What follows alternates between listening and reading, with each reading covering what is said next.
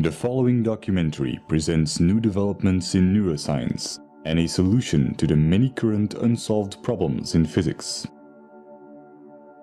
While it keeps clear of metaphysical correlations and is solely focused on scientifically verifiable data, it also has philosophical repercussions pertaining to life, death, and the origin of the universe.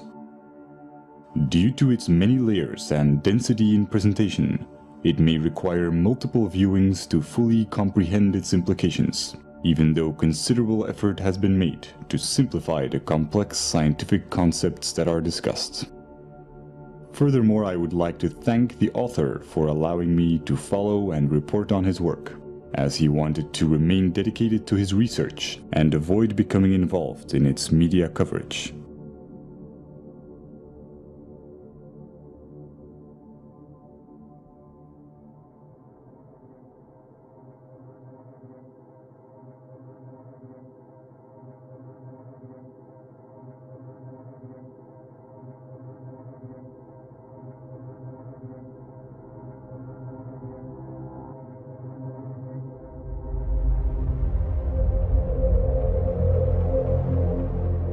The human brain is a network of approximately 100 billion neurons. Different experiences create different neural connections which bring about different emotions. And depending on which neurons get stimulated, certain connections become stronger and more efficient, while others may become weaker. This is what's called neuroplasticity. Someone who trains to be a musician will create stronger neural connections that link the two hemispheres of the brain in order to be musically creative. Virtually any sort of talent or skill can be created through training. Rutger Gamm, who was a self-admitted hopeless student, used to fail at basic math, and went on to train his abilities and became a famous human calculator, capable of performing extremely complex mathematics. Rationality and emotional resilience work the same way. These are neural connections that can be strengthened. Whatever you are doing at any time, you are physically modifying your brain to become better at it. Since this is such a foundational mechanism of the brain, being self-aware can greatly enrich our life experience.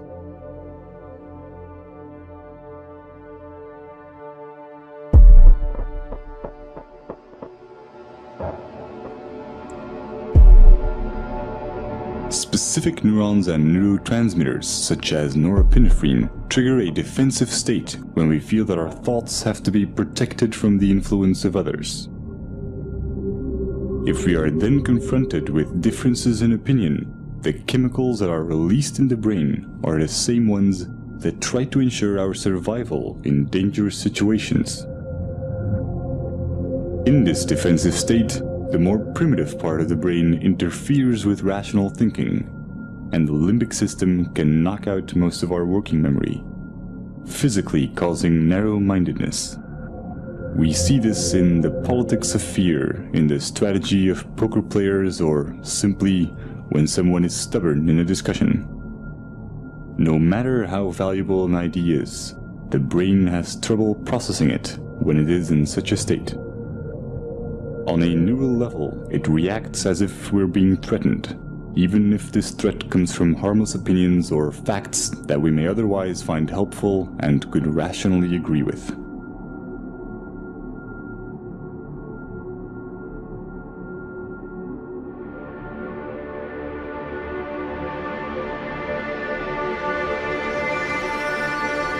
But when we express ourselves and our views are appreciated, these defense chemicals decrease in the brain, and dopamine neurotransmission activates the reward neurons, making us feel empowered and increasing our self-esteem. Our beliefs have a profound impact on our body chemistry. This is why placebos can be so effective. Self-esteem or self-belief is closely linked to the neurotransmitter serotonin. When the lack of it takes on severe proportions, it often leads to depression, self-destructive behavior, or even suicide. Social validation increases the levels of dopamine and serotonin in the brain, and allows us to let go of emotional fixations and become self-aware more easily.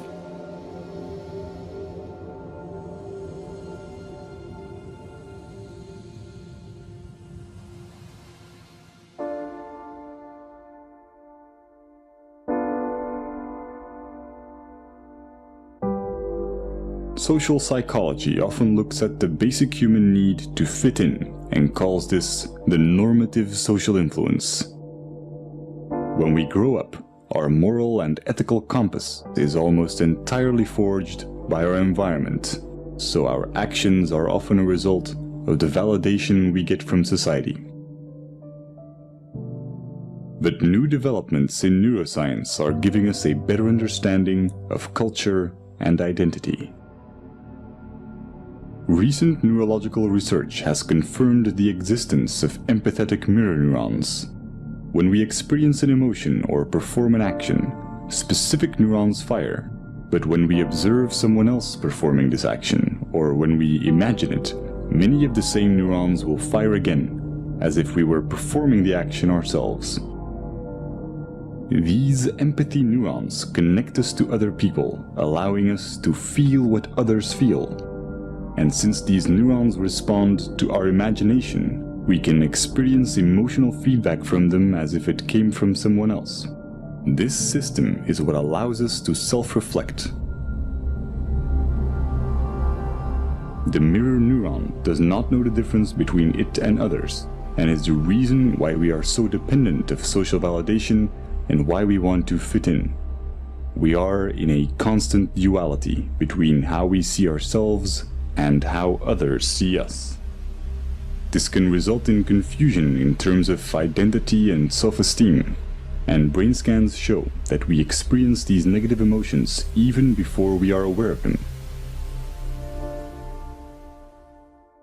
But when we are self-aware, we can alter misplaced emotions because we control the thoughts that cause them. This is a neurochemical consequence of how memories become labeled when retrieved, and how they are restored through protein synthesis. Self-observing profoundly changes the way our brain works. It activates the self-regulating neocortical regions, which give us an incredible amount of control over our feelings. Every time we do this, our rationality and emotional resilience are strengthened. When we are not being self-aware, most of our thoughts and actions are impulsive. And the idea that we are randomly reacting and not making conscious choices is instinctively frustrating. The brain resolves this by creating explanations for our behavior and physically rewriting it into our memories through memory reconsolidation, making us believe that we were in control of our actions. This is also called backward rationalization, and it can leave most of our negative emotions unresolved and ready to be triggered at any time. They become a constant fuel to our confusion, as our brain will keep trying to justify why we behaved irrationally.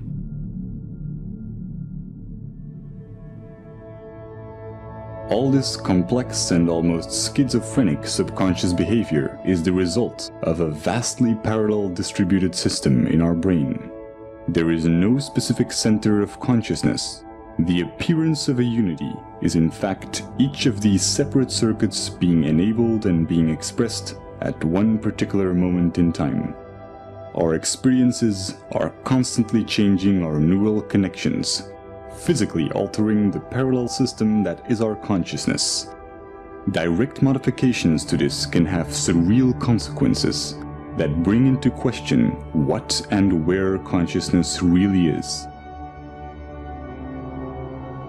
If your left cerebral hemisphere were to be disconnected from the right, as is the case in split brain patients, you would normally still be able to talk and think from the left hemisphere, while your right hemisphere would have very limited cognitive capacities. Your left brain will not miss the right part, even though this profoundly changes your perception. One consequence of this is that you can no longer describe the right half of someone's face, but you will never mention it. You will never see it as a problem or even realize that something has changed. Since this affects more than just your perception of the real world and also applies to your mental images, it is not just a sensory problem, but a fundamental change in your consciousness.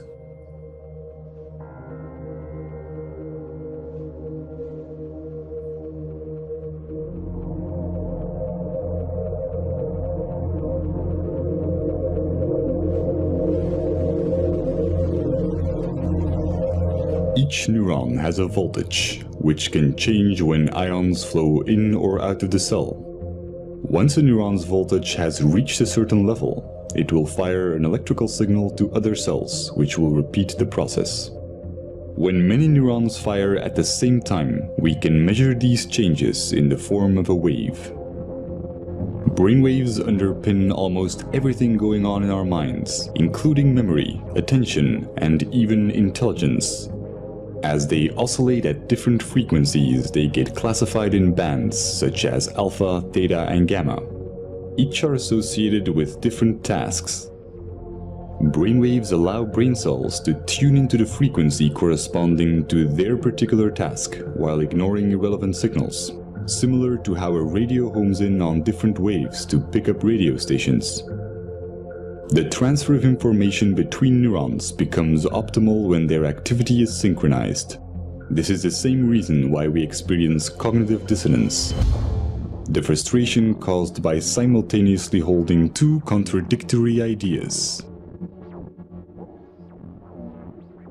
Will is merely the drive to reduce dissonance between each of our active neural circuits. Evolution can be seen as the same process where nature tries to adapt or resonate with its environment. By doing so, it evolved to a point where it became self-aware and began to ponder its own existence. When a person faces the paradox of wanting purpose while thinking that human existence is meaningless, cognitive dissonance occurs. Throughout history, this has led many to reach for spiritual and religious guidance, challenging science as it failed to give answers to existential questions, such as why or what am I?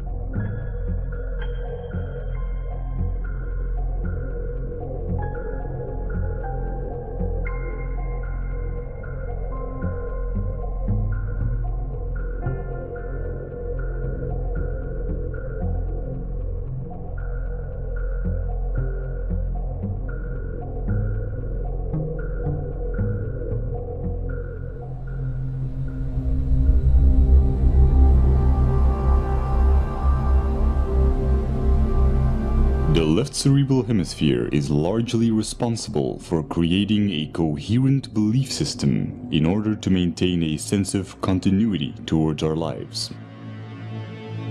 New experiences get folded into the pre-existing belief system.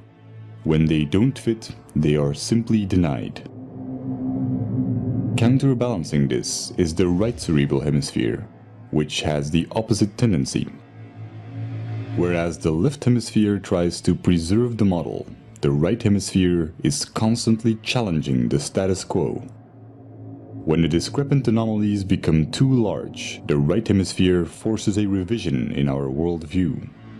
However, when our beliefs are too strong, the right hemisphere may not succeed in overriding our denial.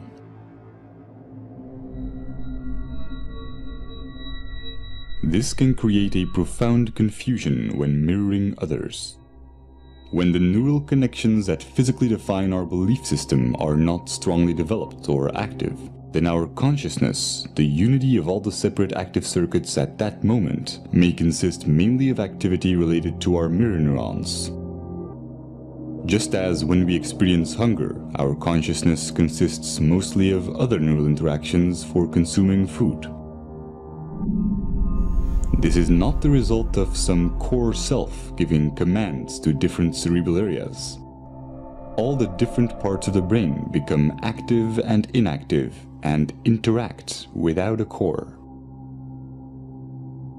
Just as the pixels on a screen can express themselves as a recognizable image when in unity, the convergence of neural interaction expresses itself as consciousness. At every moment, we are in fact a different image, a different entity when mirroring, when hungry, when watching this video. Every second, we become different persons as we go through different states. When we use our mirror neurons to look at ourselves, we may construct the idea of identity.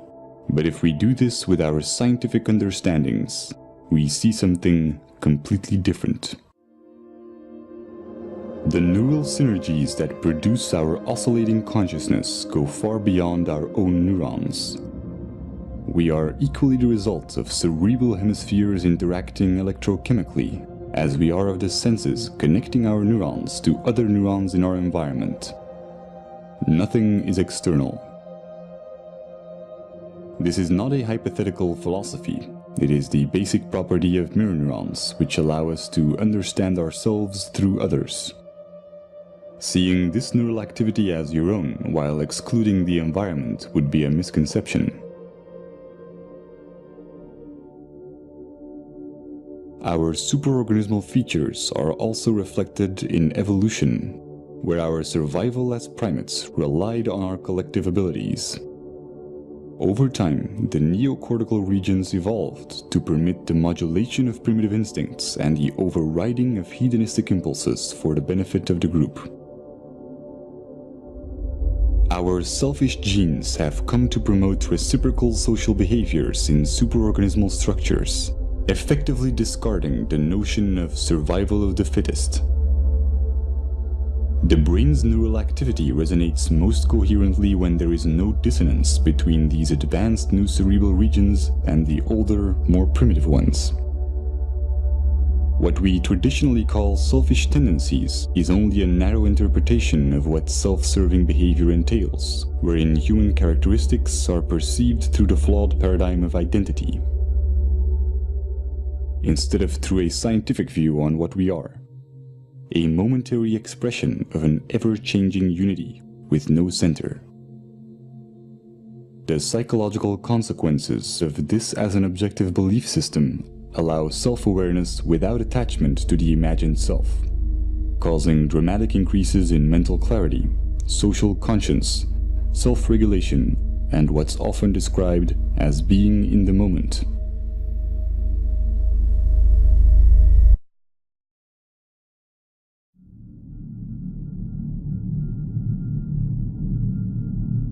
The common cultural belief has mostly been that we need a narrative, a diachronic view on our life to establish moral values. But with our current understandings of the empathic and social nature of the brain, we now know that a purely scientific view with no attachment to our identity or story yields a far more accurate, meaningful, and ethical paradigm than our anecdotal values. This is logical since our traditional tendency to define ourselves as imaginary individualistic constants neurally wires and designs the brain towards dysfunctional cognitive processes, such as compulsive labeling and the psychological need to impose expectations.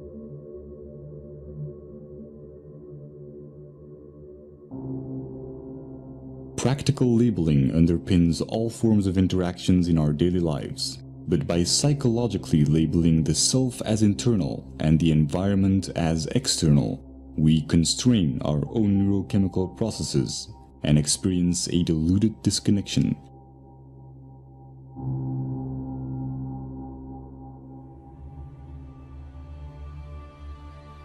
Growth and its evolutionary side effects, such as happiness and fulfillment, are stimulated when we are not being labeled in our interactions. We may have many different views and disagree with one another in practical terms, but interactions that nevertheless accept us for who we are without judgment are neuropsychological catalysts that wire the human brain to acknowledge others and accept rationally verified belief systems without dissonance. Stimulating this type of neural activity and interaction alleviates the need for distraction or entertainment and creates cycles of constructive behavior in our environment.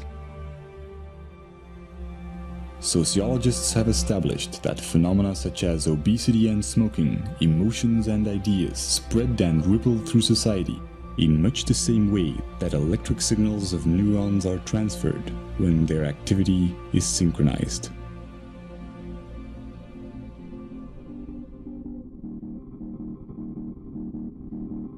We are a global network of neurochemical reactions, and the self-amplifying cycle of acceptance and acknowledgement, sustained by the daily choices in our interactions, is the chain reaction that will ultimately define our collective ability to overcome imagined differences and look at life in the grand scheme of things.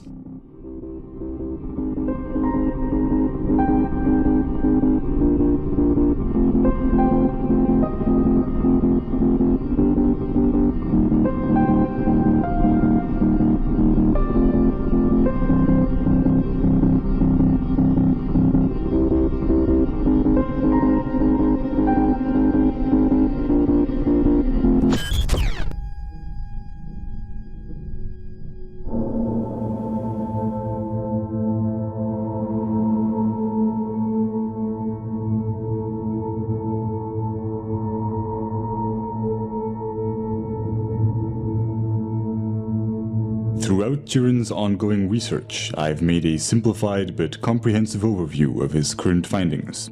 This is my interpretation of the first few months of his work on unifying quantum physics and relativity.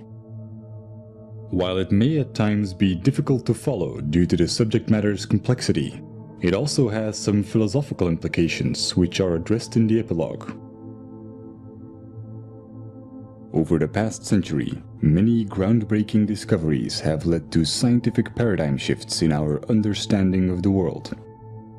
Einstein's theory of relativity revealed how time and space are the same fabric, while Niels Bohr's research helped us understand the building blocks of matter through quantum physics, a realm that only exists as an abstract physical description.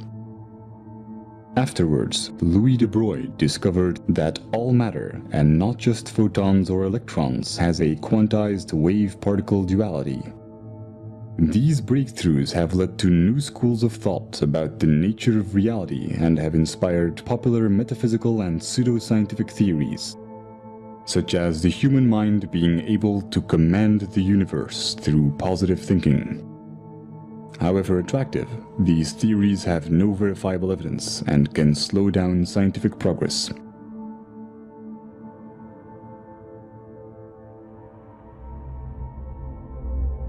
Einstein's laws of special and general relativity are applied in modern-day technologies, such as GPS satellites, where the accuracy of calculations would drift more than 7 miles a day, if consequences such as time dilation would not be taken into account. Time dilation is best illustrated by how moving clocks run slower.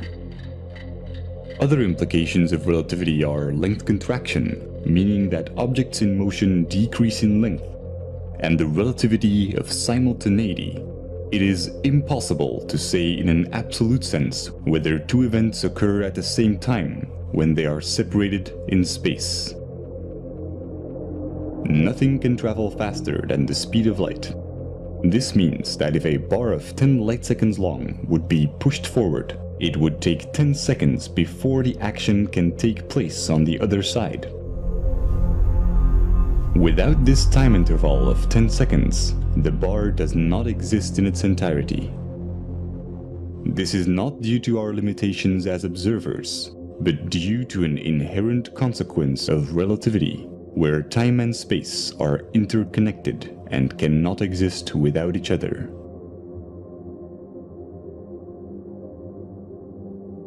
Quantum physics provides a mathematical description of much of the wave-particle duality and interactions of energy and matter. It departs from classical physics primarily at the atomic and subatomic scales. The mathematical formulations are abstract, and the implications are often non-intuitive. A quantum is the minimum unit of any physical entity involved in an interaction. The elementary particles are the basic building blocks of the universe. They are the particles which all other particles are made of. While in classical physics, we can always split things into smaller bits, for quanta this is impossible. As a result, the quantum world presents many unique phenomena that cannot be explained through classical laws, such as quantum entanglement, the photoelectric effect, Compton scattering, and many more. There are many exotic interpretations of our quantized world. The most widely accepted among physicists include the Copenhagen interpretation and the many worlds interpretation.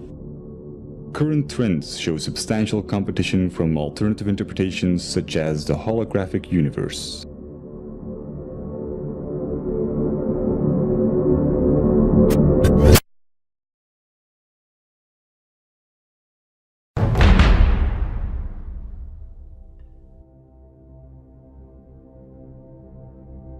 While both quantum physics and Einstein's laws of relativity are essential to our scientific understandings of the universe, there are many unsolved scientific problems, and thus far, no unifying theory. Some of the current questions are: why is there more observable matter than antimatter in the universe? What is the nature of the arrow of time? What is the origin of mass? One of the most important keys to finding the answer to these problems are de Broglie's equations, for which he was awarded the Nobel Prize in Physics. This formula shows how all matter has a wave-particle duality, meaning that there are moments in which it behaves as a wave, and others where it behaves as a particle. The formula combines Einstein's famous E is mc squared equation with the quantized nature of energy. Experimental evidence includes the interference pattern of C60 fullerene molecules in a double-slit experiment. The fact that our consciousness itself seems to be made up out of quantized particles has been the subject of many mystical theories. And while the relation between quantum mechanics and consciousness is unlikely to be as magical as recent esoteric movies and literature claim, there is nevertheless a profound implication.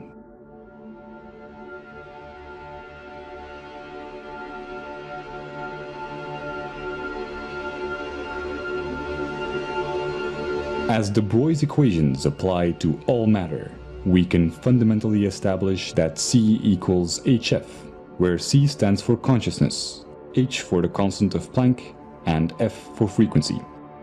C is responsible for what we experience as the now, a quantized or minimum unit of an interaction. The sum of all moments C up till the current moment is what shapes our concept of life. This is not a philosophical or theoretical statement, but an inherent consequence of all matter and energy being quantized. The formula shows how life and death are abstract constructions of C. Another consequence of de Broglie's equations is that the rate at which matter or energy fluctuates and acts like a wave or a particle is relative to the frequency of the frame of reference. Increases in frequency due to velocity are relative to others and bring about phenomena such as time dilation. The underlying reason is the unaffected experience of time relative to the reference frame, where space and time are properties of quanta, and not the other way around.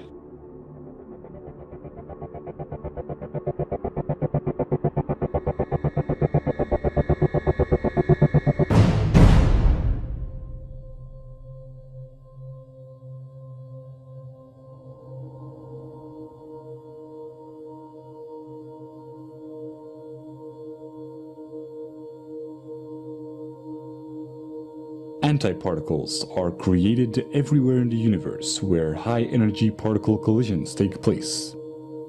This process is artificially simulated in particle accelerators. When matter is created, antimatter is created simultaneously. Hence why the lack of antimatter in the universe is one of the biggest unsolved questions in physics to date. When we trap antiparticles through electromagnetic fields, we can study their properties. The quantum state of particles and antiparticles can be interchanged by applying the charge conjugation, parity, and time reversal operators. To clarify, if a physicist whose body was made of antimatter would do experiments in a laboratory also made of antimatter, using chemicals and substances of antiparticles, he would find almost exactly the same results as his matter counterpart. But when they would merge, immense energy would be released proportional to their mass. Very recently, Fermilab discovered how quanta such as mesons are switching 3 trillion times per second from matter to antimatter. When we study the universe from a quantized frame of reference C, we have to take into account all experimental evidence that applies to quanta. This includes how matter and antimatter are created simultaneously in particle accelerators, and how mesons switch back and forth between one and the other.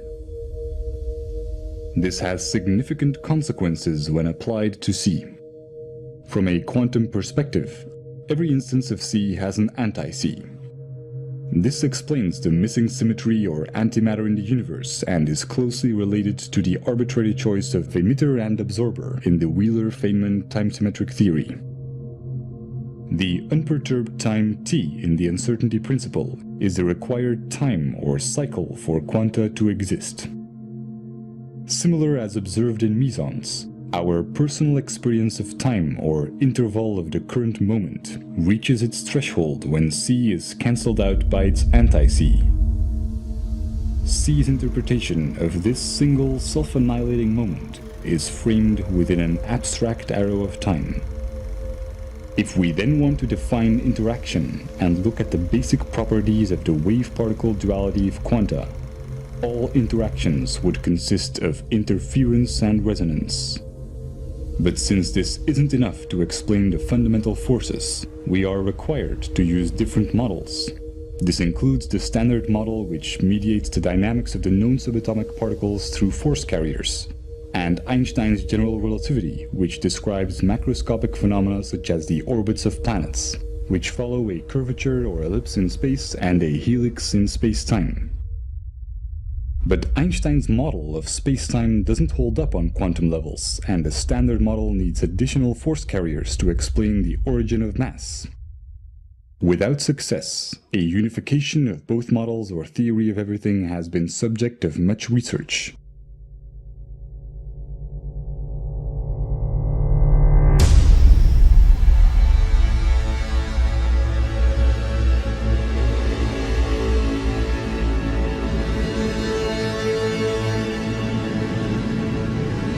Quantum mechanics is merely mathematical descriptions, and their practical implications are often counterintuitive. Classical concepts such as length, time, mass, and energy can also be approached with similar descriptions. By building on de Broglie's equations, we can substitute these concepts with abstract vectors. This is a probability-oriented approach towards the basic and already existing concepts in physics that allows us to unify quantum mechanics with Einstein's relativity. De Broglie's equations show how all reference frames are quantized, including all matter and all energy. Particle accelerators have demonstrated that matter and antimatter are always created simultaneously. The paradox of how reality can emerge from abstract building blocks that annihilate each other can be explained by using these quanta as the frame of reference. In a simplified analogy, we need to look at things through the eyes of a photon. The reference frame is always a quantum and defines how spacetime is quantized. When it increases or decreases, spacetime increases or decreases as well. This is reflected in quantum mechanics as the mathematical description of the probability amplitude of the wave function, or in Einstein's relativity as time dilation and length contraction. For a quantized frame of reference, mass and energy can only be defined as abstract probabilities. Or if we want to be more concrete and establish a mathematical framework, as vectors which can only exist when we assume an arrow of time. They can be derived as resonance and interference with the reference frame, which defines the minimum unit or spacetime constant c, equivalent to the constant of Planck in quantum mechanics. Experiments show how conversion of matter into energy through its antimatter brings about gamma rays with exact opposite momentum. What seems to be a conversion is the ratio between opposite vectors interpreted as distance and time, matter and antimatter, mass and energy, or interference and resonance within the abstract arrow of time of c. The sum of opposite vectors is always zero. This is the reason for the symmetry or conservation laws in physics, or why at the speed of c, time and space are zero due to length contraction and time dilation. A consequence is the Heisenberg uncertainty principle, which states that certain pairs of physical properties, such as position and momentum, cannot be known simultaneously to high precision. In a sense, a single particle is its own field. This does not explain our sense of continuity, where c cancels itself out within its own required interval.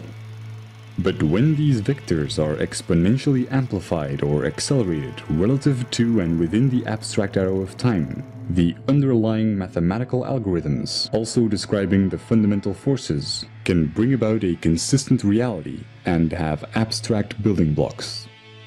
This is why the harmonic motion equations are used in many fields of physics involving periodic phenomena, such as quantum mechanics and electrodynamics, or why Einstein's equivalence principle, used to derive the model of spacetime, states that there is no difference between gravity and acceleration. Because gravity is only a force when interpreted relative to an oscillating frame of reference. This can be illustrated with a logarithmic spiral curve being reduced to a helix curve by the reference frame, making objects spin and move in orbits. Visually simplified, two amplified or growing apples will be interpreted to attract each other when observed by an amplified reference frame, as the size seems unaffected. The opposite occurs with interference. In a simplified analogy, the increase or decrease in the size of objects as we get closer or further away is determined by the shift in vectors of the reference frame, similar to how a radio homes in on different waves to pick up radio stations. This also applies to the influence of gravity. In essence, independently of any reference frame, there are no fundamental forces. All interactions within our abstract continuity can be mathematically derived through interference and resonance as long as the ever-changing and fluctuating minimum unit or quantum, being the frame of reference, is taken into account. Experimental evidence includes the unseen effect in the standard model, where we can see the force effect, but not the actual force carriers.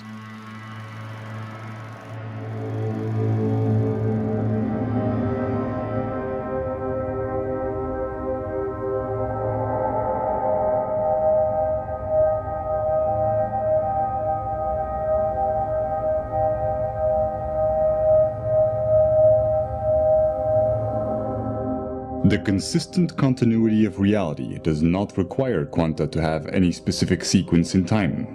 A quantum is not subject to any notion of space or time and can occupy all of its possible quantum states simultaneously.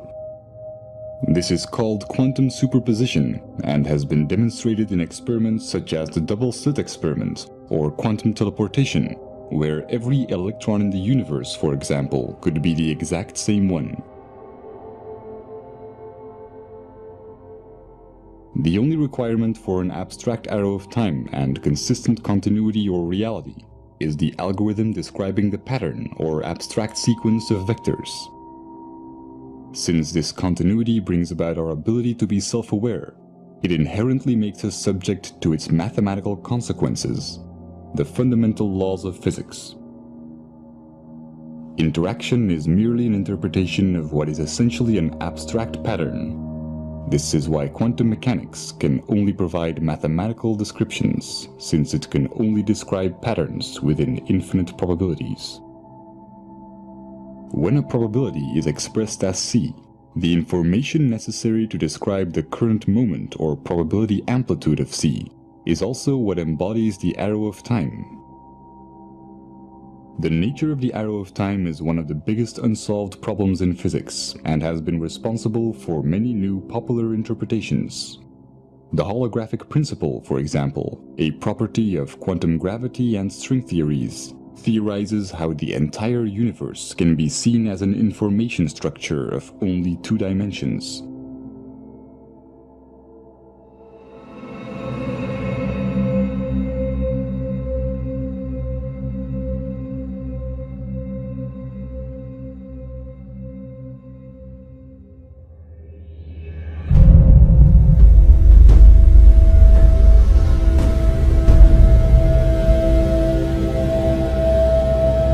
Traditionally associate the notion of an arrow of time with the sequence of events that we experience through the arrangement of short-term and long-term memories. We can only have memories about the past and not about the future, and we've always assumed that this reflects the flow of time. Scientists only began to question this logic when discoveries in quantum mechanics demonstrated that some phenomena are not bound by our notion of time, and that our concept of it is nothing more than our perception of the change in observable values. This is also reflected in time dilation and length contraction, which are part of the reason why Einstein established that time and space are the same fabric. In an absolute sense, the notion of time does not differ from the notion of distance. Seconds are equal to light seconds but cancel each other out. To clarify, with distance and time being each other's opposites, the passing of time can be interpreted as the distance that the hands of a clock travel as they move in a direction that is opposite to time. As they move forward in distance, they effectively travel backwards in what we would call time. This is also why any single separate minimum unit of experience is always instantly annihilated within a timeless now. This understanding sets the record straight between wave function collapse and quantum decoherence. Concepts such as life and death are mere intellectual constructs, and any speculative spiritual ideas of an afterlife that takes place in a realm where the rigid mathematical underpinnings of this reality come to an end are equally fabricated. An important cosmological consequence is that the Big Bang Theory, where the universe is traced back to one point by looking at the past, is a misconception. The traditional assumption of space-time, where space is 3-dimensional and time plays the role of a 4th dimension, is inaccurate. If we would want to study the origin of the universe, we would actually have to look forward, since C's time vector direction is opposite to the arrow of distance, from which we perceive an expanding universe. Although this temporal mapping of the universe will only yield abstract concepts with no relation to its quantum underpinnings.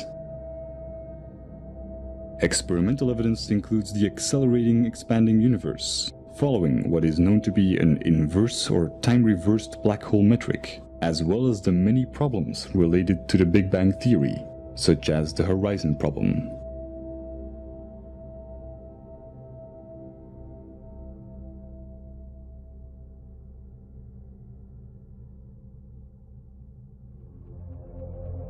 These derivations could bring up questions about free will, since awareness seems to only take place after the action within our perception of time.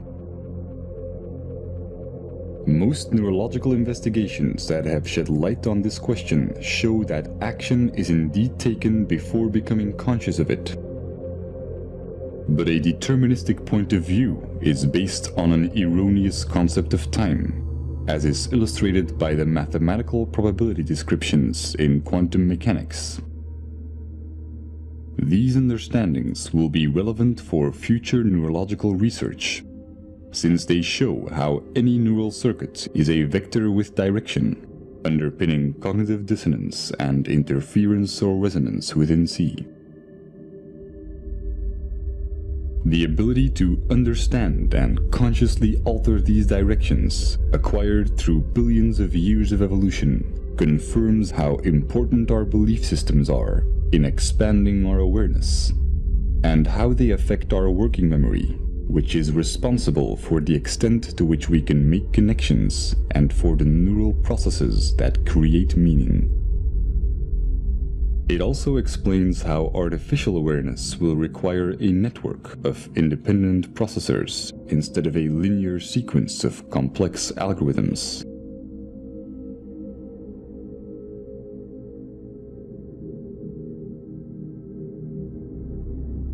Athén's grand unification is one solution that unifies quantum physics and Einstein's theory of relativity.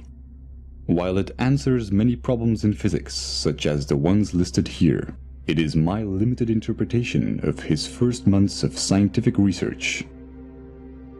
Whatever the outcome, it is clear that we have entered an era where science is open to everyone.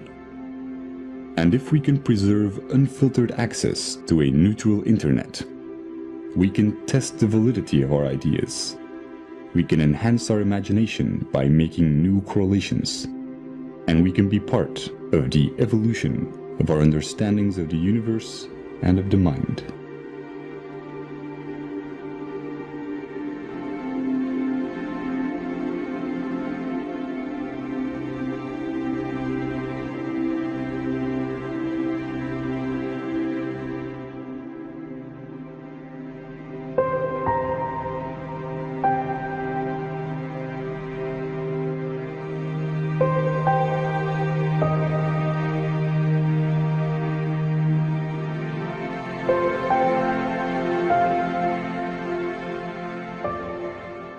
In quantum mechanics, we have learned to approach reality differently and see everything as probabilities instead of certainties.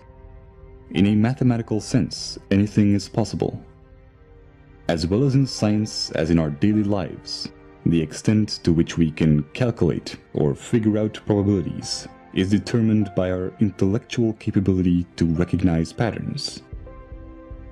The less biased we are, the clearer we can identify these patterns and base our actions on reasonable probabilities. Since it's in the very nature of our brain's left hemisphere to deny ideas that do not fit into our current paradigm, the more attached we are to a belief system, the less able we are to make conscious choices for ourselves. But by observing this process, we expand our awareness and enhance our free will. It is said that wisdom comes with age, but with openness and skepticism, the key principles of the scientific method. We don't need decades of trial and error to sort out which of our convictions may be improbable. The question is not whether our beliefs are right or wrong, but whether or not being emotionally attached to them is more or less likely going to benefit us. There is no such thing as a free choice while being emotionally attached to a belief system.